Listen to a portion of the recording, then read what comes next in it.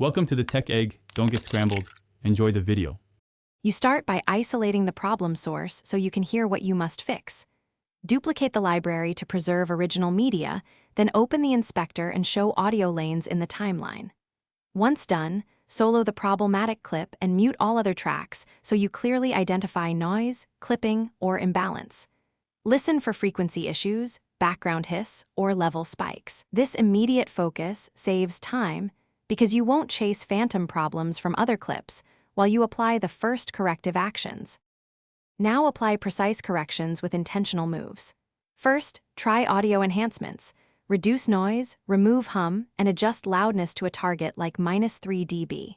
Then add channel EQ to notch out offending frequencies. Cut narrow bands for hum or boost presence for clarity. Insert a limiter to control peaks and prevent clipping. Automate volume keyframes across the clip to fix inconsistent levels. Make small, surgical changes rather than broad boosts.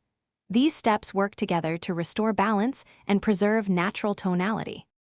Finish by rendering and critically listening on good headphones or monitors at a consistent reference level. Once done, perform an A/B comparison. Toggle the fixed clip versus the original to confirm improvements in clarity, noise floor, and dynamics. If you still hear problems, export the isolated clip and process it with a dedicated noise reduction tool or re-import after cleaning. Troubleshooting tip.